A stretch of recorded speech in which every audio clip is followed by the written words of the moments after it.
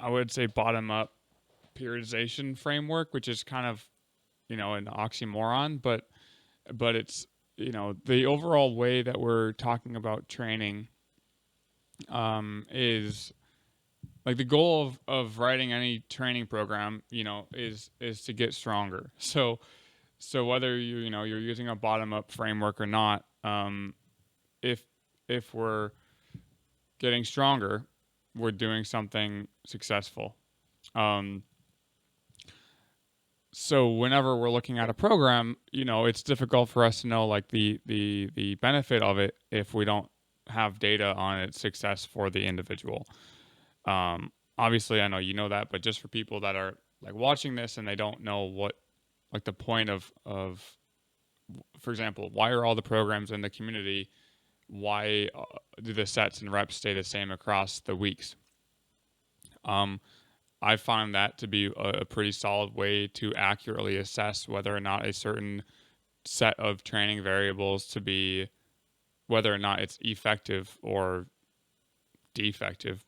If it's creating a positive adaptation for the individual or it's causing a negative adaptation for the individual, it's a lot easier to figure out where in the program the stimulus, like where in your training career the stimulus that you were using was most effective. So when I look at my athletes training, for example, and I'll show some athletes like progress. I have a lifter that I'm working with right now named Julian. If we like look at our first block together, for example, on his squat, bench press, and deadlift, um, this on its own doesn't really tell us a lot other than the first few weeks were pretty successful, and the last few weeks he's like his progress has stalled. Now, if this is like related to overall fatigue or if it's related to the stimulus itself just not being effective anymore, we don't really know that unless we continue on. The decision that I've made with this lifter is to change the training um, ahead of time. And by ahead of time, I mean we are either going to change the training because the training is no longer producing a positive adaptation, i.e., like progress is no longer occurring. And then, like, no longer occurring is also within the context of how long can you tolerate no increments, positive increments on the lifts that you care about. If we just look at the squat, bench, and deadlift, and we're powerlifters, then 2 to 3 weeks typically is when we're like, all right, let's try something else. However, this lifter actually told me that they were comfortable with continuing, and I just thought, yeah, but in my experience, what if we just change it now and get ahead of the curve? Like, he's still a new lifter. There's not a whole lot of negative to like just making adjustments. Um, we might not have as much clarity on like the exact reasons for things not moving, but I know that if we make adjustments typically and we get ahead of the fatigue curve, um, we're going to reduce injury risk and you're going to likely increase strength because you're giving some novel exposure to the training. So when we think about an effective program or not, I think the most important thing is how is the lifter perceiving the protocols in the program like ahead of time. So I like to ask how was the program that we ran before. So like we were doing a push pull legs split, for example, and this split is 6 days of training a week, which is pretty high for me. But he likes going to the gym every day, so he's fine with that. Um, it also was kind of reminiscent of like the old bodybuilding days where everyone was just trying to maximize how many days they were in the gym and like optimizing their training based off of all the various training studies. It's not often where you can kind of train in a vacuum, i.e., you don't have a lot of other responsibilities that might be impacting your training, and you can just like literally just brute force your training. So that's kind of what we're doing in this program. But obviously, I've worked with a lot of other lifters, and we have different strategies. But in every like block review, and that's the big thing with self coaching, is you need to have a system where you're able to critically analyze the effect of your training, and then be comfortable enough with reviewing your training, but then also whether or not it went well, instilling creativity into the next program. So let's say the program did go well. Like this guy's program, the first block did go pretty well. But that doesn't mean that if we repeated this program for another block or like after a pivot that it would perform to the same degree.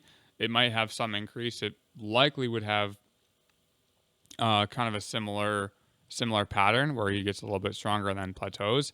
But the thing we want to ensure is that the plateau is higher each time we reach it. So there's not a real plateau. It's just artificial within the time frame that we're working with. So I think that's really important to consider. Like, yeah, that went well. What about this training is working? And then what novelty can we create with the program that allows it to either stay in the same like sphere of training? So like, for example, we're doing triples on his squat, I think bench and deadlift, like ramp up triples. So the sphere that we're working in is like kind of high intensity, short and effective, relatively low volume on its competition movements, but it's still like 5 sets of 3. Five sets of 3 on all 3 lifts. I think he has 6 sets of 3 on his bench press. But that's like within a realm of protocols. It's like the high intensity. We're doing doubles, so 6 sets of 2 on bench press. The high intensity ramp up protocol. If that's a protocol he's responding well to, we could either stick into that type of protocol but just shift the rep ranges for some novelty. We could increase the total sets for novelty and also just slightly like force volume increases. Or we could keep the competition movements the exact same and see if making adjustments to the secondary and tertiary movements or the special development exercises and the special preparatory exercises, and see if changes to those on their own would elicit growth on the main lift without having to change the main lift. So if you're understanding all of this how I am, all of the variables that we adjust will impact something in one way or another. Our goal with self-coaching or with writing our own training is to determine which of those variables should we change, to which degree should we change them, and for what reason do we have to change them, and then how do we feel about those changes. And then once we implement the actual program, we start training. Now that's where like combining the subjective data and the objective data can be useful for furthering our understanding of what works for us. So, for example, within my strength book, we have a few different ways to observe that. We have the estimated 1 rep max data. So how is the estimations improving? We have the absolute load that we can look at. We can look at daily volume. So the total volume of squatting, within a certain movement. We can do like I don't think we did 2 count pause squat. I think we did 3-2-0 tempo squats. We could look at the volume over time on daily volume for those. We can look at number of lifts. Let's just go to squat because there's more data there. We can look at number of lifts. We can look at so of his pivot, we actually had more total like squats because we're doing 6s versus triples. So like we had less total sets, but a little bit more reps. And it seemed to be, pretty, there's a difference there, I guess. So that's something that may or may not matter. No one of these variables on their own is going to be like, hey, that was higher and your estimated 1 rep max was higher, so we did a good job. You don't really know which one is influencing the other until you have a lot of data. And that's why with a bottom-up structure, it's probably a good idea to get a lot of different types of training in your program, which means that you might not want to run blocks that are too similar to one another too often early in your training career. Because if, for example, bottom-up training is new to you, you would want to start with something that's pretty basic, like a minimum viable program, such as base strength. The reason that we created base strength is because we wanted to have a program that's basic. You don't have to think a lot about what you're doing. We have a 4-day and a 3-day version of this. 4 days here. So the reason why that's useful is like you just have your primary lifts. There are no machine lifts in the base strength protocols. From there, with keeping things simple, you can add novelty in so many different ways.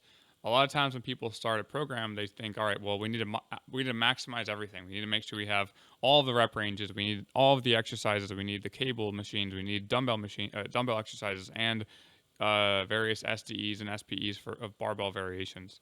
With something like a base strength program, you can just start with a program that probably should be good enough, see how you respond to that, and then with your next and following programs, you can think, what do I want to either add or remove from here? And do I need to? And how much? And the cool thing is, adding a little bit can go a long way when you're starting with something, pretty like minimalistic. So keep all that in mind as we talk about these training variables and look at different programs and talk about the problems that you're experiencing, and that almost any change that we implement, whether it's a positive change or a negative change, so you don't receive a positive training response, it's all data. So I want to start communicating more often with lifters that have a preference for this style of training, that sometimes we figure out what works through what doesn't work.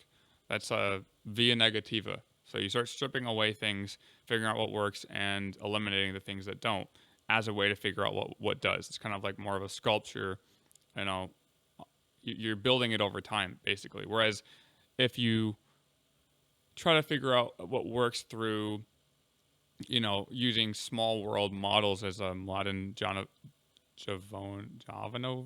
Jovanovic, I think his name is, likes to talk about in agile periodization.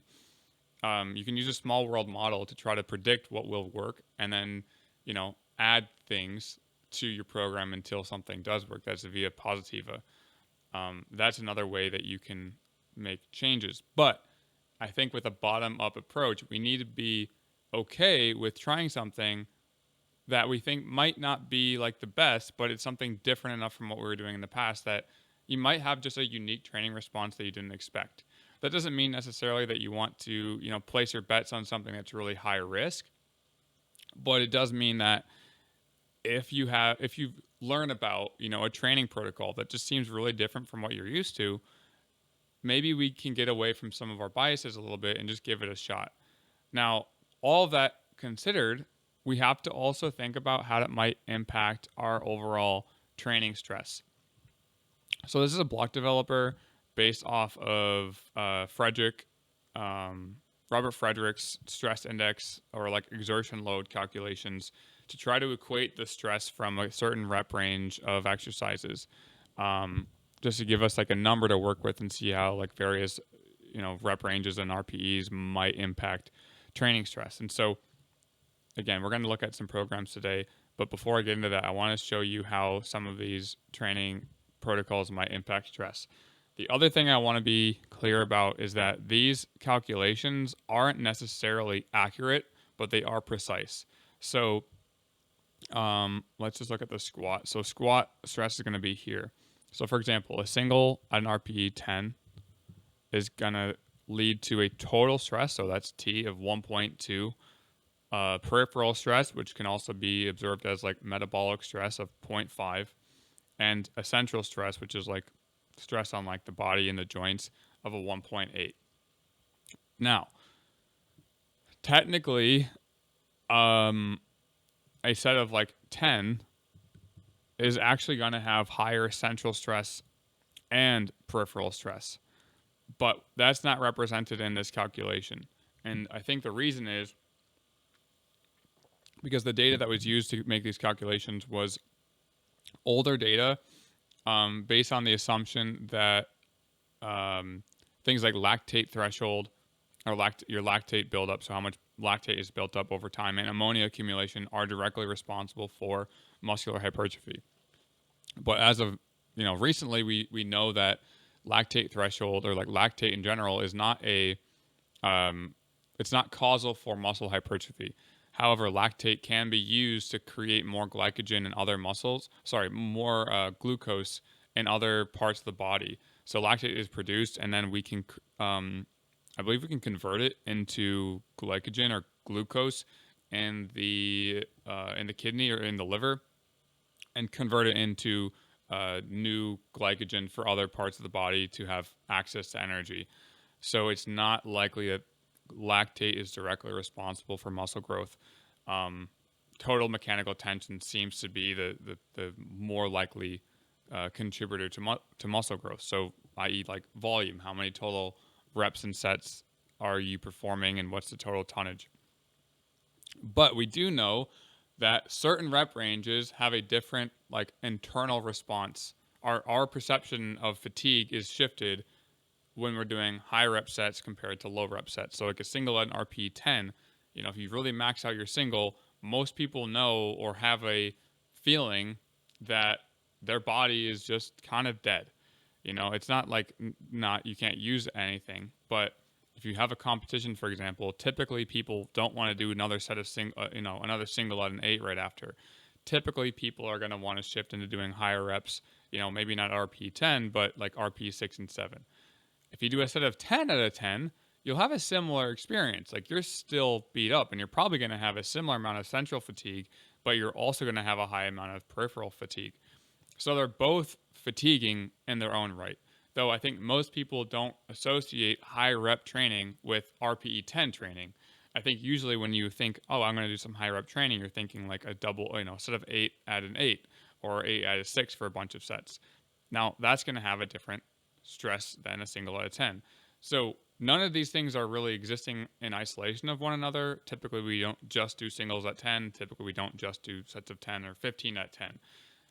The main reason for using something like stress index, which is actually how I've calculated the stress of all these programs, is to understand that there's a difference in stress from high reps and low reps. How that difference is actually represented is not necessarily accurate between peripheral and central, but it is accurate when it comes to like your total stress. Because like a single out of 10 and a 10 out of 10 have a similar amount of total stress. What we want to know is how that specific stress impacts us. So you shouldn't rely on the stress index alone to say, oh, I'll only experience 1.2 arbitrary units of stress if I do a set of 10 out of 10. What you want to know is how does a set of 10 out of 10 impact you? Use the stress as a way to compare training stress across blocks, but lean into what type of training was involved in those blocks. Jeff, since you're here, does that make sense so far? Am I confusing you yet?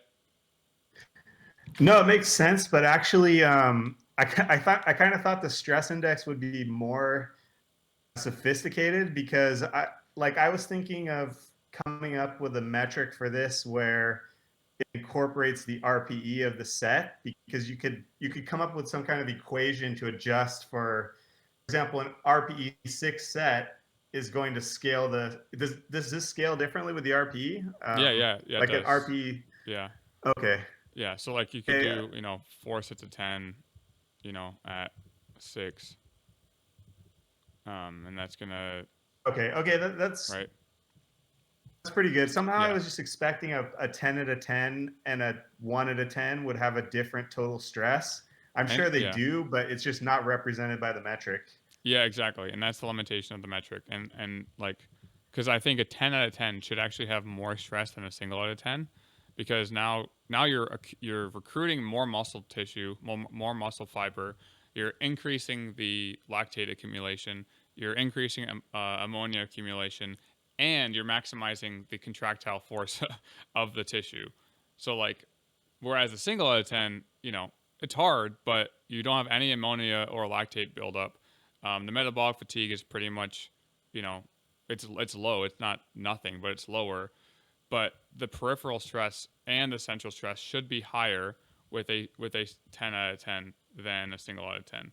Um, I guess though it's not accounting for like psychological stress, no. and I'm not sure what the current view on central nervous system stress is, but I would think that the 1 at 10 would be much more stressful to your central nervous system. Like, I don't know if you've had the experience after really heavy lifts of where you feel like you're going to drop plates and cups and stuff because it like affects your whole nervous system. I don't know if you've experienced that.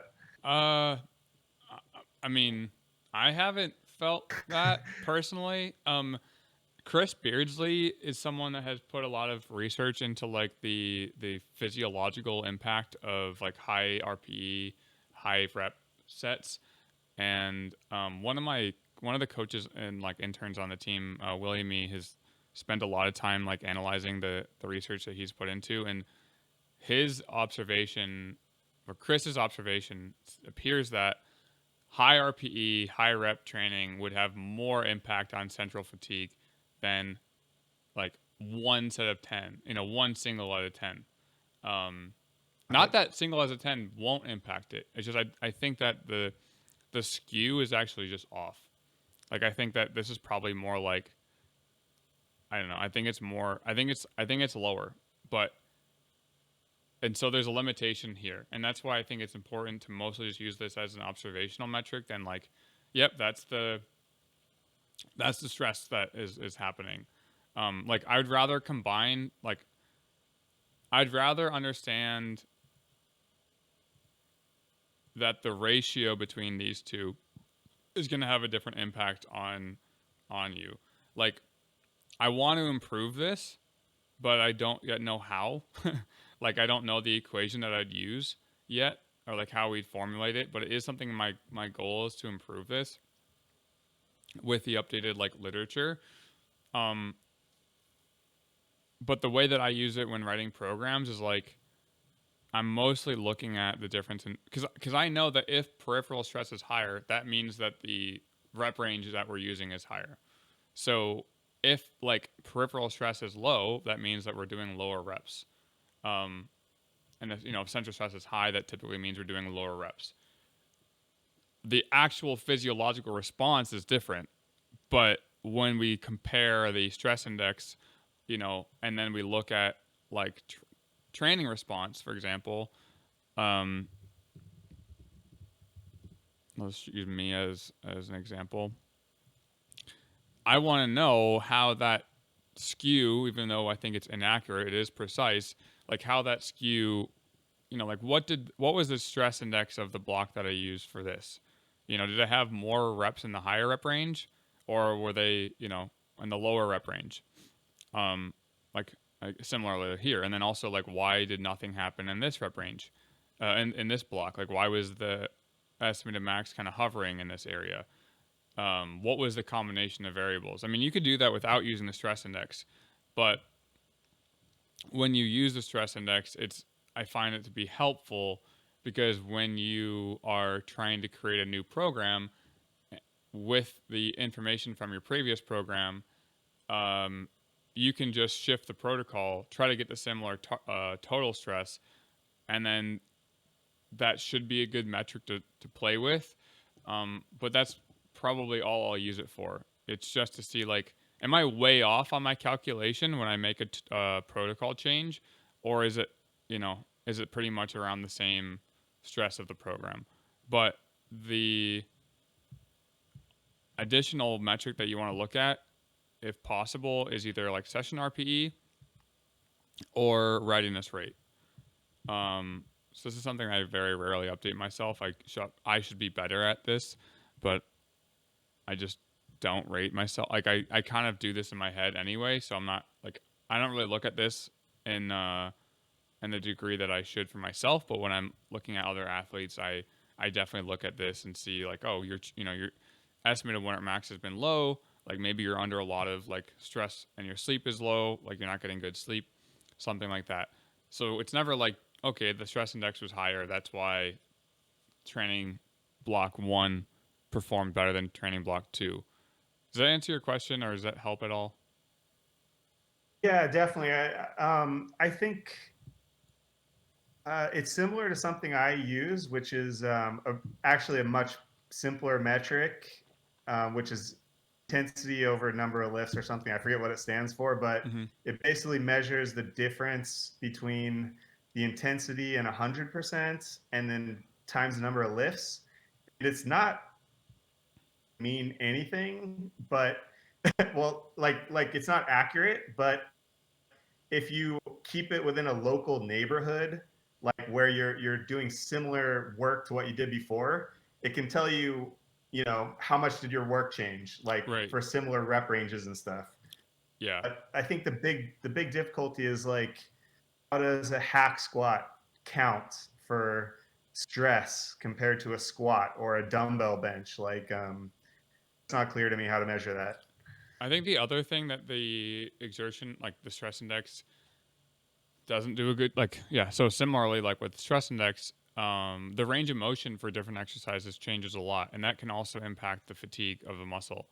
Um, so like, you know, if you switch from like sumo deadlifting to conventional deadlifting, and your range of motion is significantly different on those two, you might notice more fatigue on the longer range of motion exercise. You know, so the curve just shifts to the right a little bit, or like a leg press or a hack squat. Like psychologically, the stress is also different. So, I mean, I kind of almost always assume that someone isn't going to get as aroused like psychologically for a leg press as they would for like a competition squat, as long as they're powerlifters. Um, Typically, because the competition movements mean something more to the lifter. So, like, without thinking about stress index specifically, when like structuring programs, I like to ensure that the movements that we care about the most are like the lifter has enough psychological, they have enough time or like rest psychologically between them, and that rest period is going to differ. Like some lifters just can't do the comp squat and the comp bench on the same day because they never give the comp bench enough effort to drive progress.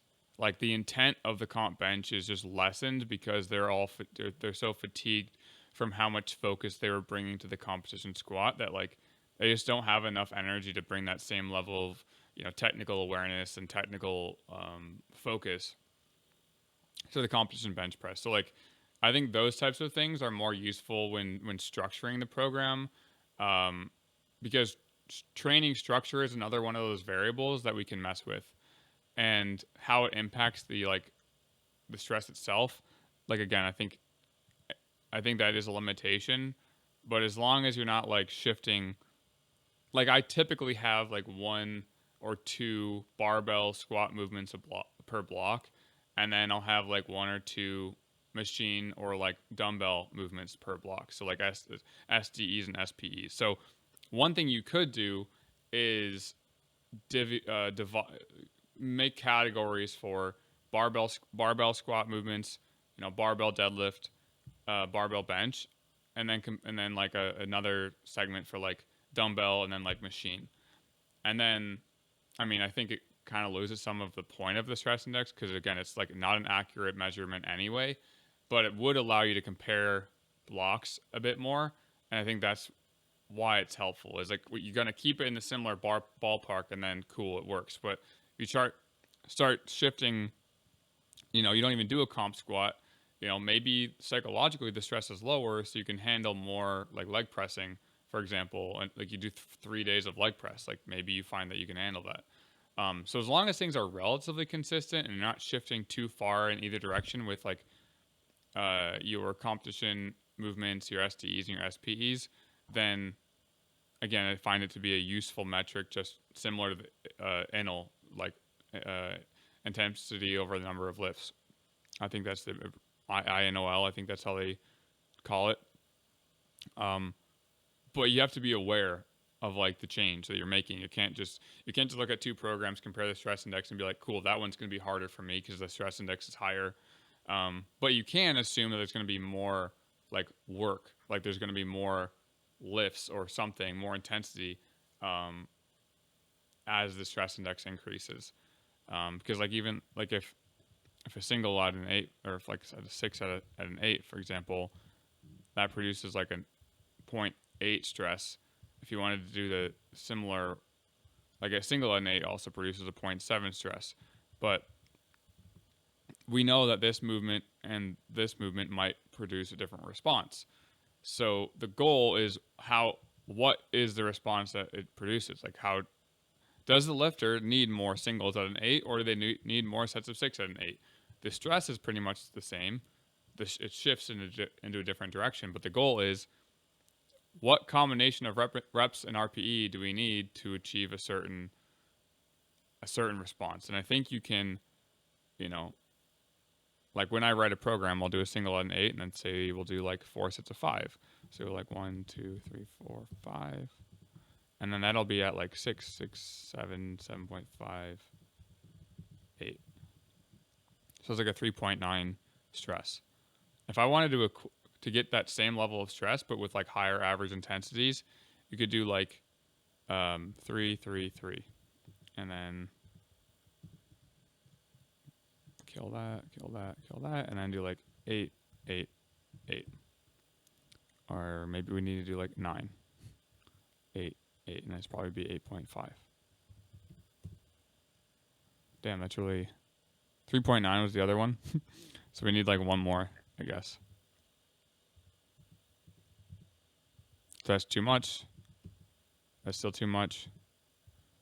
So we need a bigger back off. Maybe a bigger back off. Just like really dial it in. Okay, so that'd be like a 10, 12, 15% back off to get to a triple out of 6. I mean, that's going to be a different training response, but the total sets is lower. But the way that these protocols interact with one another is a lot different. That's typically how I'll use stress index, and like I have a master for all the programs that I want to actually like provide for all of you once it looks prettier. So for anyone that like wants to run the programs on their own, I've calculated the upper body stress, the squat, and the deadlift stress for each block for each of the programs that we have on the app. And I think this mostly gives you an idea of like, like I said, total work, basically. It's kind of like tonnage, but not, like I said, you can technically equate the stress with like less sets, but it's not that much. Like I'm doing 1, 2, 3. I'm doing 5 sets versus 6 sets in these two examples. The average intensity is a lot higher here, but the total stress is lower, or it's the same. So you don't get that information from looking at a stress index, but then you can look at the programs and look at the average intensity, and then, okay, at a stress of 20, if I program a stress of 20, to get a positive training response, I need there to be an average intensity of around 75%, let's just say. And that's your hypothesis. And then you test that. And then maybe you're right, maybe you're wrong. Maybe you realize when the average intensity is at 75%, you actually need like a total stress of 25. And I think that's more so how we want to use the stress index. Maybe that makes the stress index less effective, like as a metric at all, but similar to all these metrics, like none of them are that good because of all the other variables that impact the actual stress. And then the individual differences for the like physiological response to an exercise. Like some people are going to have less lactate accumulation, for example, with high rep training. So metabolic stress might actually be lower for a certain individual. And so that's why you don't even want to rely on any of them. But if you can get close, I think you should be able to kind of compare programs that are in the app, or compare programs that you're writing for yourself. Does that make sense?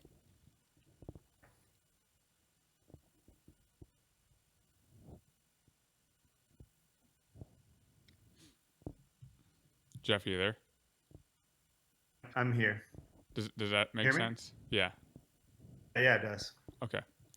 Okay, cool. So let's look at your program with all that in mind. I just wanted to, since it's our first coaching video, I wanted to highlight that the way that we're thinking about these has to be long-term and contextual to the various ways that different rep protocols might impact us, and be comfortable with moving away from our biases. So if you start noticing that your response to training is minimizing or reducing, and I want to show you one more example actually before I show you that, because it's a really good one.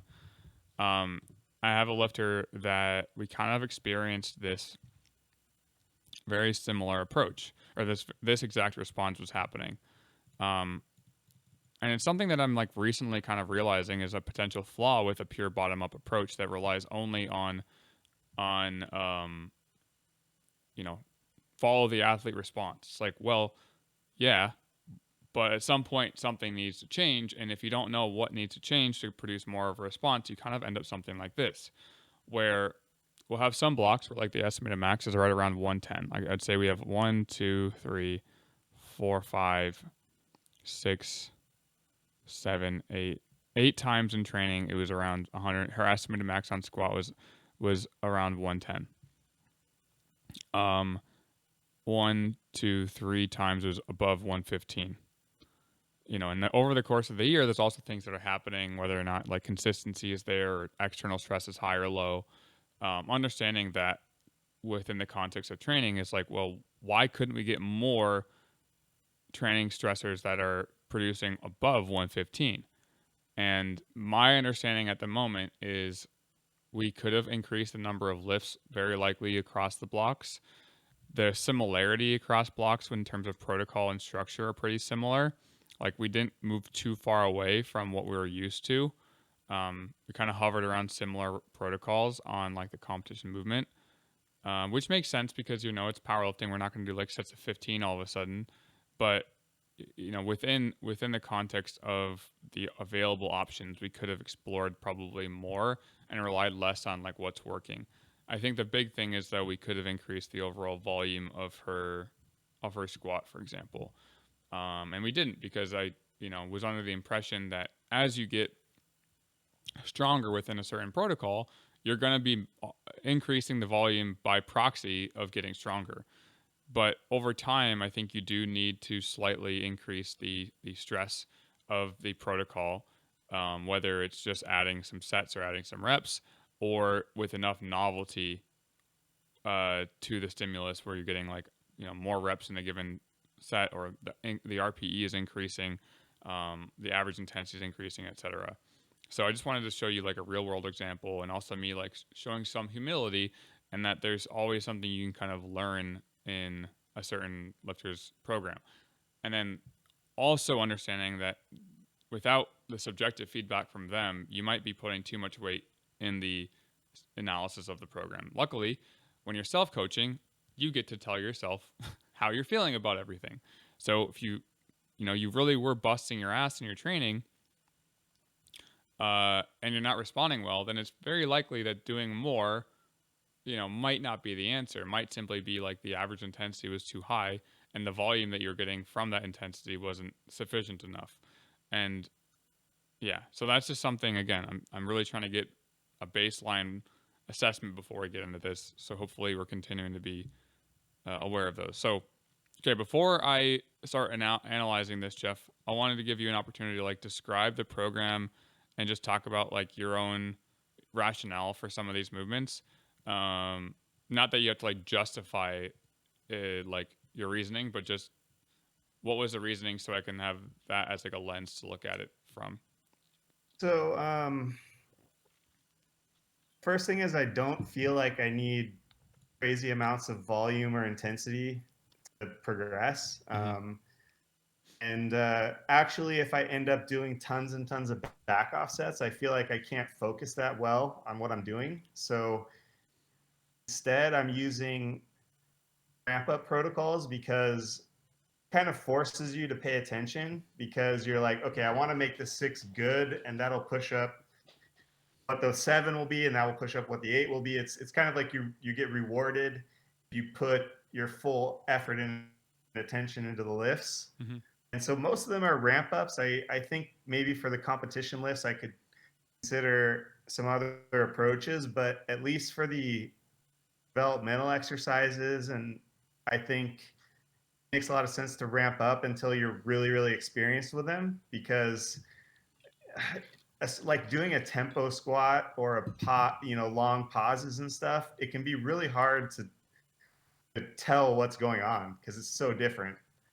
Yeah. So, and then for the general preparatory exercises, using a protocol that I stole from Mike Tashir's power building template, Mm-hmm. except it's much more conservative. So like after you do two competition or variations, I think a lot of times it's hard to fully focus on your accessories. But if you just have one set where you have to go really hard, you can kind of focus on that and your best. So I guess a lot of how I design is thinking about how this is going to feel when I'm in the gym and like, am I going to be able to fully focus on everything? Maybe I have a short attention span. I don't know. Yeah.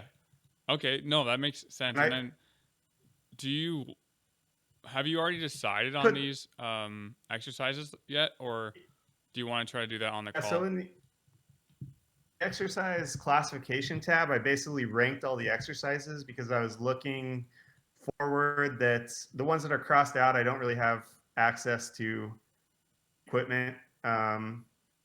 So these are ranked in terms of what I think I want to work on. And I guess that over time, I'll be progressing these and trying different exercises depending on, you know, like one thing I was actually wondering is the all you had with uh, is it Wolfson? I can't remember his first name David.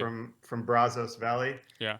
Uh, he said that he sticks with incline bench even when it's not progressing. Mm. Actually, my framework was I thought that I would be looking for kind of a cross correlation between exercises. So, for example, the tempo squats increasing and the comp squats increasing. Let's stick with those because they seem to be going up together. If if one of them isn't increasing, especially the comp squat, then probably they're not really the assistance isn't really helping the comp squat at that point. Mm-hmm. But maybe if it's staying the same and the comp squat's going up, that could be fine. But just a little bit skeptical of staying with stale exercises, I guess. Yeah, and I'm actually that's like a an idea that I'm also because I've been kind of in your camp for a while too, and I'm wondering if maybe there is some validity in like kind of what David was talking about with like sticking with the exercise even if it's kind of stale. I mean, I think I'm similar to you. Like I get bored really easily, and I know there's different things we can try, and I don't think that the difference itself is going to make a big impact on like um I mean, the difference could make an impact on the strength, but it's not going to be a big difference on like what part of the body is being worked. So, like if, for example, incline bench isn't really working, I'd rather swap it with like a dumbbell and just see if the difference there is enough for me to one enjoy it again, and then two is that enjoyment correlating to growth, like kind of similar to what you're describing. So, I think he probably has a rationale for it for himself, but if you like hate a movement and it's also not working, or you like a movement and it's not working, I mean, you can try keeping it in. I do think that if a movement is staying around the same and the comp lift is moving, it's like if an SDE stays at the same weight each week, but the comp lift is moving, then you're probably getting this the stimulus from that SDE is sufficient enough for the main thing to move. Um, but at the same time, I think that typically when the SDE increases or the SPE increases, I think we should still be aware of the SPEs. I think they always get like cast to the side in terms of order of importance, but like I've had enough lifters where and I'll tell this story while we're here. I had a lifter that I was working with and you might have already heard this, but during the I think I talked about it on David's podcast actually, where I had a lifter and he was just uh, only able to do like split squats in his garden during quarantine. And so we just did like crap load of split squats and lunges, like at like sets of 25, 30, push ups. He did the push ups and then he would do a lot of cycling. So he did some sprints on his bike and did like some high intensity sprints on his bike. And that was it. That's all he could do. Like no barbell, no weights, nothing. Actually, he had some dumbbells, luckily, so he could do some overhead pressing and stuff like that. Um, and the split squats we could eventually load to like some degree, but still, we never really went below 10 reps. And when he got back into training and he could get access to a gym, he wanted to do a custom RPE calculator. Like he wanted a custom RPE chart so he could improve the estimated 1 rep max calculations. And so we tested his single at 10, his 4 at 10, and his 8 at 10. And when we did a single at 10, his estimated 1 rep max was a PR. Like his 1RM was actually a PR, all-time PR. And we hadn't used a barbell in like 4 months. So I was like, what the hell? How is that even possible? But I used that information to shift his main development block work to having more SPEs and less SDEs, because it seemed like SPE movements were more helpful for his squat. And whether it's actually an SPE or SDE, I think that's the other thing with these classifications is like you can do a slingshot at sets of 15 and then it's an SPE under the, within the current categorization. Like technically all of these movements are SDEs because the only real SPEs you would do would be like movements that are like a Romanian deadlift, for example, is an SPE because it's not the full range of motion, but like a stiff-legged deadlift is an SDE because you're training the same range of motion, you're training the same muscle groups, you are challenging a certain movement pattern, but it's not so much different from the main lift. But the line is drawn because it's like shifting the hip position, so we call it an SPE. But it doesn't matter. The point is that the rep range also impacts the response to the exercise. And if we're only looking at SDEs, I think we might be short sighted if we don't look at the SPEs as well. I don't know if you've noticed that with any of your exercises so far, where like, you only doing dumbbell bench, for example, correlates to a good comp bench. So I think it's kind of fake, honestly, to classify the skill and hypertrophy movements differently. But Yeah. I mean, I think the rep range is important. It actually, I think maybe a better way to think of it is the degrees of separation from the comp lift. So like, the higher the rep range it really is a different movement. I mean, in something like doing a tempo bench for 2 reps versus 6 reps is really, really different. Mm-hmm. Like those two things are really different from each other. So the stiff-legged deadlift could definitely do it as an SDE, and I think you could do like an alt stance deadlift as an SPE. Just change the rep range. So I agree. I mean, but it's more just a shorthand. Yeah. Yeah. And I think we're both kind of coming to the same conclusions, even with like all of these metrics. Like, they're just ways to categorize it, even if like, and that's why I made the post on Instagram the other day. It's like they're not accurate, but they're at least consistent and precise.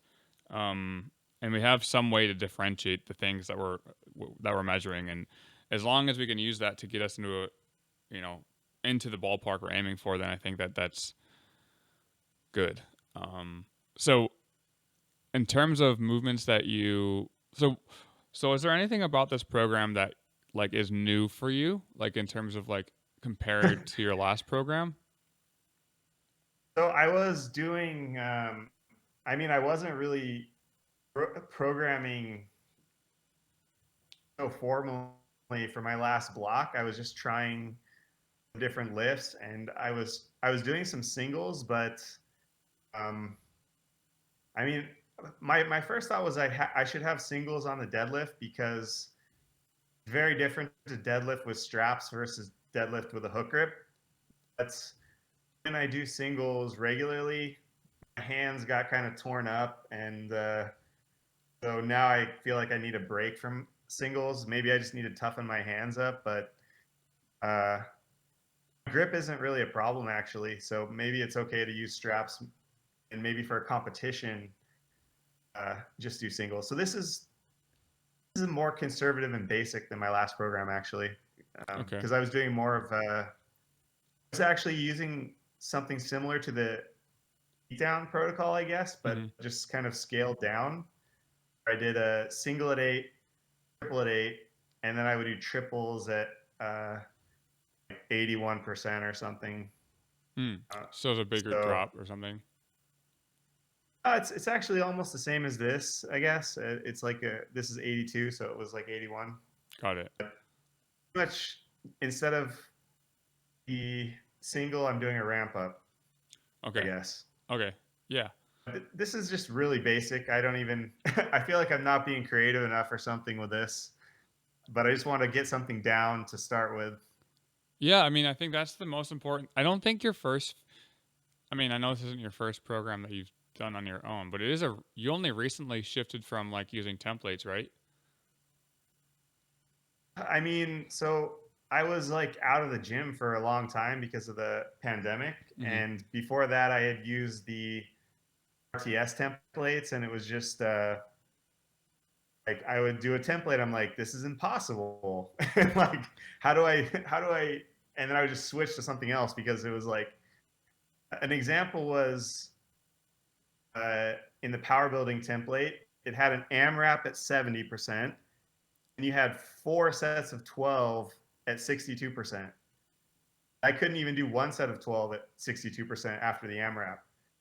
So it's like, where do I even go from here? I just need a new program. I can't do this. So instead, I should have probably just edited it myself. Mm-hmm. But I wasn't. I'm not even now. I'm not really confident writing my own programming. I, I feel like I'm optimizing against myself, and it's. I don't know how to explain it. It feels like I'm playing a game against myself when I write the program. Is it like, so a lot of times, and this is how I always feel, is that like, and this is why I'm happy about these calls because I think the people that are interested in this style of like whether it's writing your own programs or following a template or something, um, I mean, at least within our company, I try to highlight that like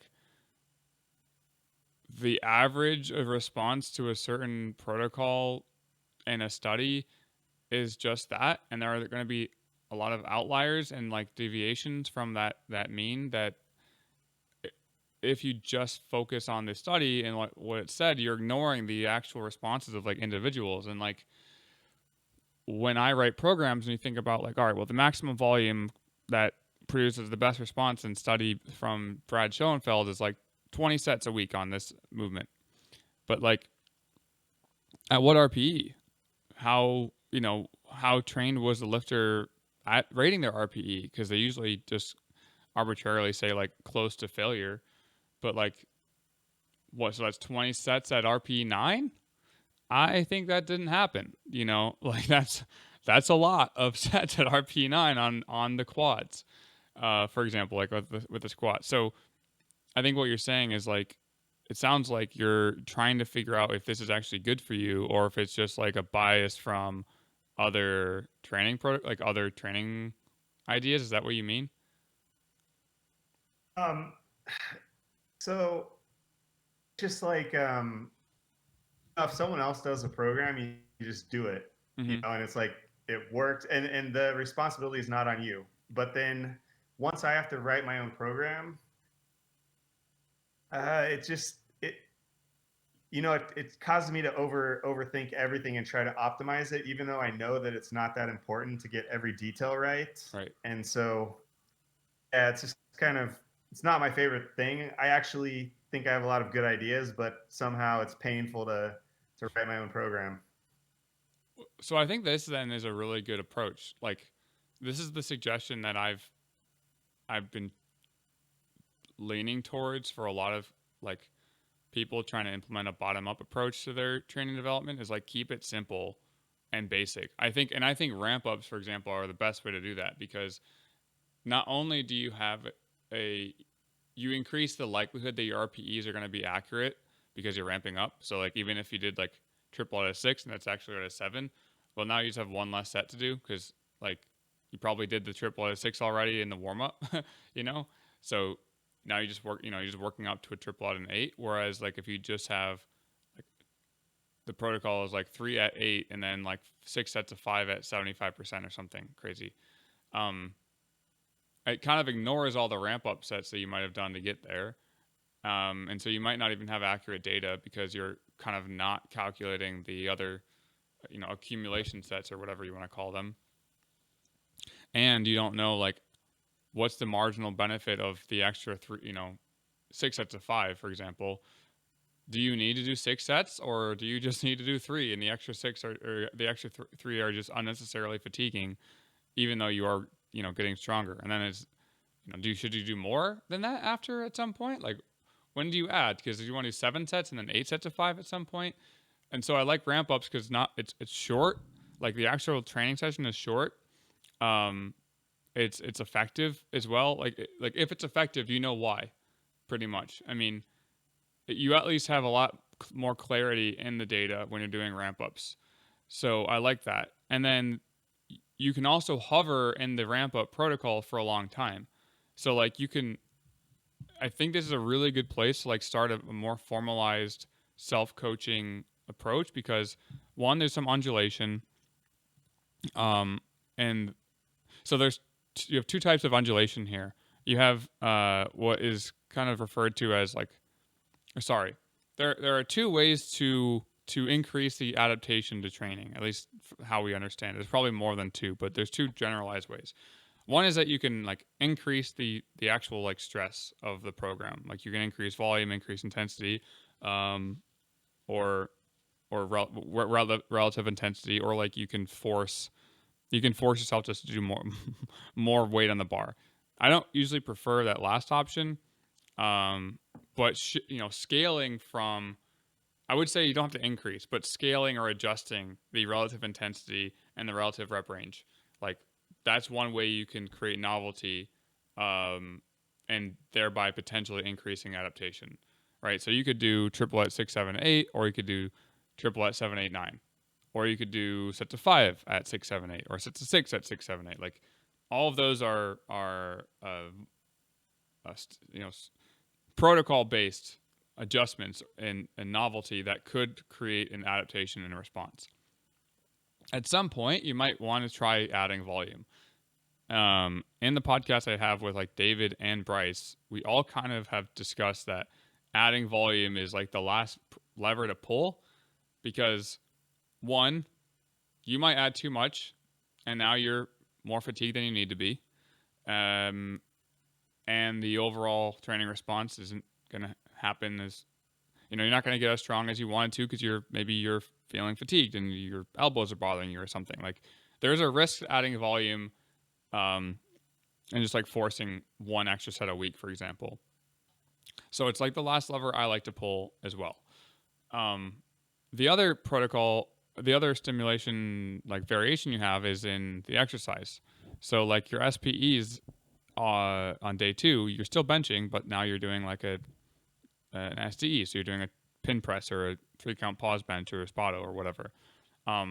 So that's good. Like you have variation, and that should on its own lead to some adaptation response because it's changing the movement and how you're performing it.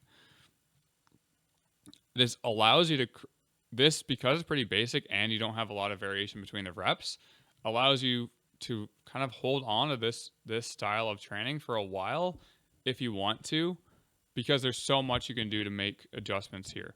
Because you could do ramp ups for like a year and still not have exhausted all of your options. You might get bored of ramp ups in general and just want to move into different protocol ideas, but you could change both the SDE and the rep range. So you could do a different SDE and move it to like sets of 8, or you could do 10s, or you could do 6s. Like any rep range different could potentially be the stimulus boost that you needed. You could also add some volume at some point as well if you feel like you're recovering really well. Like you always want to track recovery. Some of that's going to be related to total volume, but also some of it's going to be related to average intensity. So you already know that, but that's something that you can be aware of. But I think the best part about this program is that you have a good metric to track the average intensity. You're tracking the total sets, and you have a lot of options for variation that could result in adaptation, i.e., positive adaptation. So I think the fact that you're starting boring is good. There's not much else to like change. Now, I would say that like I personally get bored of like hovering in the same rep range for a while. So like for SDEs, I typically like anywhere from like 1 to 6. I call it 7 reps. 7 reps is now an SPE. That's the line I have. I don't know why, but like I'll do like 2 count pause deadlifts for 6, and it is more volume in that it's gonna shift the curve a little bit, but it's still, you can still focus on the technique and like be intentional with the movement. 7, it's when it starts breaking down, and then 8, 10, 8, 9, 10, you're just getting away from the technical improvements and just overall time under tension as the focus. So like I can't really rate the program, but I think if you're gonna rate a program based on its like its utility for starting the self coaching journey, I think this is it, and that's exactly why I wrote base strength the way I wrote it. It's like all ramp ups, the secondary movements, the rows or whatever, it's high reps because obviously unless you want to do strength training for the low reps. I wonder if you could track the total number of reps. I think that would be kind of interesting. Because that way you just have to. I think you could just sum column B. Right. Well, yeah, you have to do it through because you have to do it through the per exercise too. Yeah, right. it's already tracking the exercise. The only thing is that some of the rows have 2 sets, so there would have to be multiplication there. But oh, okay. It wouldn't be hard. I was just thinking some people use hard sets as a metric, so I thought, I'll just sum it. It's easy. Yeah, I mean, I think hard sets is difficult because we're just having this conversation with the coaches in our group, like talking about this video that came out. There is a channel called Flow High Performance, and they talk about like what variables are most important for muscle growth. It's like 17 minutes, got a lot of infographics, and we kind of all disagreed to some degree how much we all agreed for the most part with these ideas, but the one thing is that he ends up rating the priority list of like variables that matter, and he lists proximity to failure as like the number one thing to pay attention to. The issue with proximity to failure is like, so he says all other variables won't matter if they're not taken somewhat close to failure.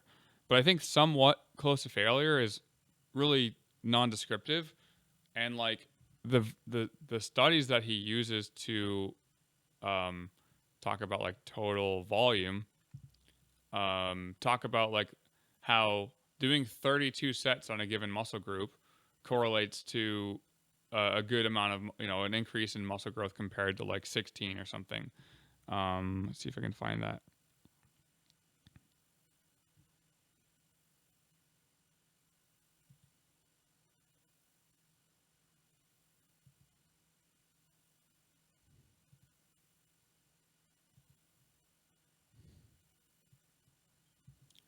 Yeah, so I think it's here. A systematic review of the effects of different resistance training volumes on muscle hypertrophy. So in here they talk about they analyzed 2083 resultant articles. Studies were included if they met the following criteria. Studies were randomized, controlled, so RCTs. Participants, they lasted at least 6 weeks, and they had a minimum of 1 year resistance training range from 18 to 35, and that they reported direct measurements of muscle thickness and or cross-sectional area. Studies were published within peer-reviewed journals. They found 7 studies that met all of those inclusion criteria, and they divided that into groups of 12 weekly sets, 12 to 20, and then above 20. But above 20 was literally like 32 reps. And I think that this chart is like important because, but it's not saying the whole picture, because like what's the RPE of the volume that they were working with? Like, oh, here's the chart. So like it says 32 sets versus 24 sets a week of like the quadriceps. So like 32 sets of quadricep training would be I mean, if you just divide it by four exercises, that's what six sets. No, it'd be like 5 sets of 4 sets of 8, I guess, right? But that's just reps. So you need like That's just sets. I mean, that's that's like just sets. I mean, no one does that. Exactly. Like that's crazy. I mean, I do literally, you're doing what, 11? I think I'm doing around the same amount for my squat. Yeah, I do like 11 sets of squats. Um and that's a lot, like so like And that's 24. including lunges too. That's Exactly. I only do 8 sets of squats actually. Right, exactly. It's including the SPEs and STEs. So it's like um I think those types of studies are usually flawed because they ignore like the relative RPE on that. Like no one's doing, and then like if proximity to failure is a number one priority, and then you combine that with the volume, then like how close to failure were we talking about? This is RPE 6, RPE 5, RPE 9, and so then I think that leads to like the hard sets as being even more like difficult to. I mean, I think it's a good metric, but like define hard. I think that's the tough thing because I think RPE 6. yeah, I think RP6 is probably RPE 6 is already hard. right. Like even a single out of 6 is like hard. A set of 3 out of 6 is hard. Like it's all hard. Like you're trying. Um, and I do think that there's a threshold in which like you're getting enough stimulus. I think that like Seba, one of the coaches, he was talking about one of the things that he really likes doing is like sets of like RPE 3 sets for squats after like a top set, and he does like I don't know 5 sets of like RPE 3 sets of 8 or something, where like it's really not that hard for him, but it gets a lot of like movement. I don't know. He's just describing it to be really effective for his training. Um, will that work for everyone? I don't know. But go ahead. Have you ever seen the minimum effective training dose for powerlifting paper? It's written by one of the guys who works with Greg Knuckles. Yeah, that was Patroclus. I was interviewed for this study actually. Um, it was a this one, right? This is the one you're talking about. James Fisher and So James like, Steele. this doesn't really go into hypertrophy, but this kind of suggests that we don't need to do crazy amounts of volume. I mean, maybe some people do, but it's not really my starting point. Yeah. Yeah, and it definitely is like a slap in the face to the people that post videos like this, where it's like, we need 32 sets of squatting a week. It's like, what? 0 people do that. And one of the things is in these studies, the quality of their training is like really low. Like the quality of sets is really low. And so that's where like they get that metric from. And this is actually one of my coaches that posted this, but he said the problem with the first study is that the subjects only needed 60 seconds between sets, and it seems to be the case that extremely high volumes are only beneficial when you're doing a lot of low quality work, i.e. 60 seconds of rest between sets. So you basically compensate for doing low quality work by performing more volume. If I remember correctly, pretty much every study coming to the similar conclusions uses low rest periods, and he talks about James Krieger referencing that. But yeah, I mean, this one's saying like the systemic review suggests that performing a single set of 6 to 12 repetitions with loads ranging from 70 to 85% of their 1 rep max 2 to 3 times a week with high intensity effort for 8 to 12 weeks can produce suboptimal yet significant increases in squat, bench press, and bench press 1RM strength. However, because of a lack of research, it wasn't clear how much was needed to achieve a significant difference in deadlift strength. So, yeah, I mean, it's definitely my bias is finally confirmed by a fucking study after like 5 years of coaching. And that's the big thing is when you actually work with individuals, i.e. you're working with yourself. So like you are the individual in this study of what's supposed to work. But like when you're working with a lot of different lifters, Yeah, it'd be great if I could just put up a formula for like, all right, how long you've been training, this is how many sets you need to do if you want to get stronger. But it's like it lacks so much context. I mean, look at how many variables we have here that all could impact one or another. You know, we have like the average intensity across lifts, we have the absolute intensity on a given lift, we have the exercise itself, we have whether or not it's an SPE or comp lift. You know, we have the total sets, we have the reps of those sets, and then we have like the back down, you know, like how are we distributing the load across the sets? Like, and how does that impact you psychologically within your training? And is that going to lead you to train for 20 weeks, or are you going to burn out in 2 because it's too much? You know, and that's, I think, the biggest limitation when we think volume on its own is the biggest, you know, it's not that it's not a variable. It is. Like this isn't nothing. Like this is volume. Like you're doing a lot of work. Um, and I'm kind of ranting right now. It's not. It's just like at the study people, the research heads. But even if you talk to like, you know, data driven strength guys, not data driven strength. They talk to them, and they're actual like researchers within the strength and conditioning department, and they understand that getting a actual like athlete to participate in these studies that meets the desired criteria is like really difficult. And then like actually controlling the variables that they're working with, like unless you're just keeping them all in the gym for 6 weeks, which is impossible, you know, you're relying a lot of self-reporting of data for like the things that they might be doing outside of the gym. So all you're left with is, well, we can only control these variables, so therefore these are the only variables that we care about. Um, yeah.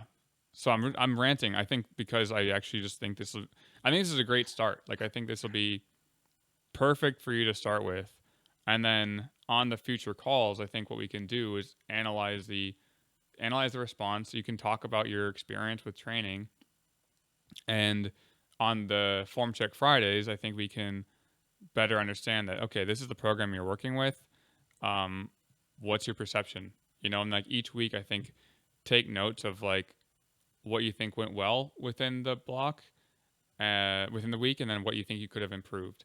So with my athletes, I give them like 3 things to work on, or 3 things to talk about for each exercise. Um, I'm gonna just show you in a note here. God damn it! No, let me bring it down. Okay, whatever. Self-coached Saturday, STS. Okay, so I have them write like 3 things per session. 1, what was your focus for this session? 2, how did like were you successful in accomplishing like the intent, or like did you do what you meant to do for the day? So like were you successful with your intent for the day? So focus and intent kind of like the same. And then like what do you think could have gone better, or or did you have any creative thoughts for improving future blocks this week? Because like you're gonna have thoughts that pop up in your head while you're training, and you're like, "Wow, I hate this," or like, "I love this. What if we did something different?" And I found these 3 questions to be really helpful as a coach, because now I don't have to like be the creative like guru. I can lean into what are they thinking. But also this process helps them to buy into their own training more too, because it's like I don't want them to think that any program is magical, because it's not. They're gonna like, and you're not going to be done. It's not like, oh, I got the program now, you know. we did the program that works, so that's the one that that's how I train now. Um, I mean, you might be able to do that for a while, but anyway, if you can do these 3 questions um, each week, I'm gonna put this in the critique my decisions. No, I'm gonna put it in training chat. If you can answer those 3 questions each week and like or each session and write them down somewhere, whether you have a notepad or you just talk about it in training chat. That way we can reference that each week, and then once you reach like your peak week, we can analyze them a bit more, and then build the next program from there. And I think that's how I want. I mean, this call can go in any direction. I guess today's call I had definitely an intention with it, but as we do more calls, I think it'll be more, hey, what were your experience with your training? How are things feeling? What observations are you making? And then we can discuss them. Does that sound like a good idea? Yeah, sounds great. I mean, I guess my first order of business is just figuring out what my average time to peak is Mm-hmm. in the context of this program. Because, for example, I was doing singles on the last 4 weeks. Pretty sure I peaked after 3 weeks, and the next week my lists are all down like 4 or 5%. So maybe I have a short time, but maybe that was because of the singles. So it's probably relative to the program you do. Yeah, I think that certain lifts are gonna have that like there's like a threshold where like there's just it's just too much intensity for that movement and it just fizzles out earlier. When you find like a general sweet spot for all 3, typically you're gonna find that it's pretty consistent. Like as long as you don't cross a certain threshold where like you're just like, damn, that was a rough session. I don't think I can like beat that next week. Um, they're pretty consistent. Uh, but it might just be 3 weeks, you know. So it'll be interesting, and you'll be able to observe that over the course of your blocks with the time if the time to peak is actually consistent. And then like the big thing is since you have the same rep ranges for like the STEs, I definitely recommend making sure that this psychologically like these 2 movements psychologically feel different from your comp bench. So whether that's like a pin press and like a spotto, the more similar your rep ranges are, I would say the more varied you'd want your second and your STEs to be, your SPEs to be, so that you're not like. So would you suggest? So if you look at the exercise classification real quick, one of these is kind of like things where they emphasize control, Mm-hmm. and the other ones are like overloads. Yeah. So Yeah. for one of those, I should do. Maybe for the overloads, I could do higher reps actually. Not so sure about the board presses, but maybe that would be fine. Yeah. I think I would do like based on the rep range. I think I'd probably prefer like a tempo, like a 300 or 500 for your first one, and then for the 4 sets of 4. I mean, any of these work. I think these are all different enough, like psychologically and like literally, from the comp lift. I probably would choose either the slingshot or one of the board presses. Um, touch and go bench, I typically like to do for higher reps because I think you're only going to notice a big difference between touch and go and comp bench if you have a really difficult time implementing leg drive. But I think once you improve your leg drive, the difference in your comp and your like, because a comp bench is like a 1 count pause. A touch and go is like Mm. a microsecond of a pause, but like you're gonna maybe bench a bit more, like 5 pounds more. You know, it's probably not gonna be a huge difference. Um, so I typically recommend doing higher reps with those. So then it's more I of a could put that in SPE then. yeah. I yeah. And I mean, you might notice a huge difference in the two for a while, but almost every lifter, once I teach them how to use leg drive and create a good arc and like control the bar into their chest, the only difference it's like a 5 pound to 10 pound difference, maybe. I mean, 10 pounds is a lot, but if it's a relative percentage, 10 pounds might be just another heavy session, you know, a heavy comp bench. You know what I mean? About 2% extra out of doing touch and go. Yeah. But like compared to board press, I imagine this is more like 5 to 10% difference. Yeah, the board press and the slingshot are probably almost up to 10% higher, I think. Especially Yeah. the two board, anyways. I haven't even tried the one and lower boards. Well, and the difference between the one board as well is it's kind of similar to the spotter press in a way where like you kind of have to I mean, you don't have to control the bar, but if you like slam into the board and like bounce it off, you don't really get the benefit of the board that you are trying for. You know, like I mean, you might maybe it's just like tricep extension, you know, and so you don't need that bottom range. But with the one board, the reason why I like one board is that it's similar to a pin and that you have to create a lot of tension on the chest to like keep it balanced. But then you don't have to go to that. I mean, I always say that last inch is like the most difficult part of the lift, and so you get to avoid that and typically lift more. I mean, the two board is much more of an overload than a one board. I think the one board is more, you know, getting comfortable with that bottom position. Because you're kind of So like, are these really similar to a pin press? Because I'm too lazy to do pin presses usually. Because yeah, you just have to figure out the perfect pin height, and it takes so much the time. board press seems like it does the same thing. I Could be wrong. I think that the two board is really similar to a middle pin. I think that the chest level pin press is difficult to replicate with the board simply because I mean I think a one half is going to be similar to a pin press, and then the one board is it kind of depends.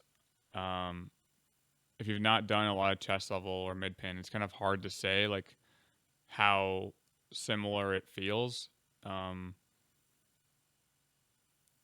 because the two board you're definitely going to get like that uh, overload response from it. Like you typically can lift more with the two board. I'd be the only instance where a two board isn't that much stronger is when like your sticking point is like really high, and then it feels like you're just grinding every single rep, which might happen. Even then, you probably can handle a little bit more. The one board is kind of in this like weird area where it could feel like the pin press typically is harder, is what I'm trying to say, because you really have to control the bar path because you can't really slam into the pin. And if the bar path is off with a pin press, you're going to notice that immediately, and it's a lot difficult to correct for. Whereas with the board, you can kind of adjust the bar, like the base is wider, like you're actually like depending on if you have like the insert for the board or you're actually using a board. Um, the base that you're like bringing the force like the bar to is wide, so if the bar path is off, it won't be as obvious right away. You know, so like chest pin presses are gonna be it's gonna be crucial that your bar path is consistent.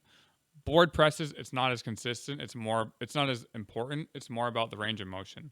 So that's the big difference between between pin presses and boards. Is that pin is much more about bar path and range of motion. Board, it's more range of motion. Like that's the big variation because you can. It's not as taxing, for example, if the bar path is off. It's easier to correct for. It's not as punishing. If that makes sense. That makes sense. Maybe I should. I don't. Would the pin benches? I guess could go in either slot. Then they could be a control or an overload, depending on where the pin is. Yeah, I put like The chest board level. press, I think, is always an overload. I think Yeah, and a pretty half much. board. Yeah, this is just like the degree. I mean, you'll have to see. Like, you have to see because you might be like, huh, my board press is actually weaker than my comp bench. Like, it's not common, but it can happen where like the something about the movement is changing, and then the goal is to figure out what that change is, and then typically it becomes an overload. But yeah, but like I'd put like the two board here, and then like sorry, for the chest level, I would put the chest level here, and then I'd do the mid pin here if you were to add that. But I don't think it's And necessary to for do it now. You know, like you can okay, start with it being start with the things that you're thinking of first. See how those feel, Because I think personally, if you did the 300 and like a slingshot or a board press, that will be those would be good to start with, um, and then just see how you respond. Because you'll you'll know the answer after this block anyway, like what you want to do more of. Um, yeah. And then I think for your comp squat, for a similar thing, you got threes and then you have fours. I think, what are you currently like leaning towards for that in terms of the exercise? I think I'm going to start with the 40. I just ranked them based on what I'm planning to do. So all the Oh, okay. top ones are what I'm planning to do. Okay, cool. Except I'm Yeah. not doing the deadlift SDEs because I think it's overkill right now. Yeah. I'll just do the SPE. Yeah, agreed. Um, that's always the one where I you think I mess typoed. around with. Oh, you did. Could be SPE. Yeah. Yeah. I think the deadlift for some reason always the one where you start with the main lift, then add an SPE, then add an SDE with the with the comp lift, and then maybe you want to add another one. But man, yeah, I think this is such a good structure to start with. Like, you'll analyzing the program is a lot easier from this framework than pretty much anything else you could have set up. Like, so I'm happy that if you're noticing that you're struggling with like writing your own training, I'm happy that you're starting here, because I think it'll give you some insight on what to do. It's a good place. Do you have any other questions for the block in terms of like what you're unsure of? I think I'm good to go on starting this block. Um, I feel a little bit better. I mean, I think it just looks kind of boring because, like, if I look at the 2x frequency and these solar flare programs, they're all like really complicated, and then mine's like, it's just ramp ups. Yeah, yeah, yeah. I mean, like, literally the base strength One is of the cool is kids. yeah. I mean, It's really similar to the base strength. I had a really tough time with like getting into the more creative structure, because I'm very similar to you. Like, I needed to know why I was doing it, and it's hard for me to know why I'm doing it if I haven't tried out like doing nothing first. Like minimal. It's so in the agile periodization book, they call it a minimum viable program, and I think that's a good place to start. Obviously, he takes a lot of that from like the programming, software development frame, but yeah, I think it's a lot more useful. Um, it's a lot more useful to start with this, because then you can get creative when you want to, and you can get creative one at a time, like one structure at a time. And I guess when I say creative, I mean protocol wise, because like I like ramp ups for that, like I said, but I start with like the creativity from protocol. Uh, well, how do I say this? It's not that creative for me to change the exercises, like, unless I invent a new exercise like I did with the 300 acceleration squat. Like, that's normal levels of like creativity. Just like movement pattern changing is a pretty simple way to make variation happen. Protocol changing, now you get more intent. Like, you stack the intent on top of that, because now it's, why do I want to adjust the rep ranges, and then what movements in that rep range are going to be useful. But when you're just changing the rep ranges, when you're just changing the exercises, especially within this context, I mean, you're doing threes, fours, and threes because it's the strength range. You know what I mean? Like, Yeah.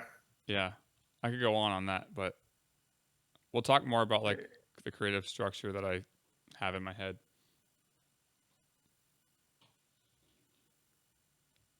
Yeah. I mean, it's kind of like, I don't know if you feel like, oh, I have lots of great ideas, cool things I could try. I could do a close grip bench, 3 at 7, 8, 9, and then do sets of 10, because close grip you can do any rep range. But Mm-hmm. that actually what I should do? I mean, maybe I should just do the most basic thing that I know is not going to burn me out or make me hate my life when I'm in the gym. Yeah. Yeah, and Seba, we literally had a call with Seba and the other coaches on Wednesday, and like, he was really going in about intuition as being a driver. Like, because you've probably observed a lot of different training approaches. You might not have tried them all, but you've seen them with other people. And so I think you start with like your first intuition, and then now you have it written down. Now you combine intuition with data and changing one variable at a time. Like if you think that that close grip protocol is going to be effective, like try it, but try it without changing everything about the program first, you know? Like you're just eliminating the variability, or you're minimizing the variability, and then you're starting with a program with minimal variability as well. And I think that that's how you have to do it. Otherwise, you're just continuously confused. Like there's no like aha, you know. Like for example, I added 2 count pause deadlifts to my program this block, but then I also added uh, singles on my comp deadlift to this block, and I didn't think that would be consequential.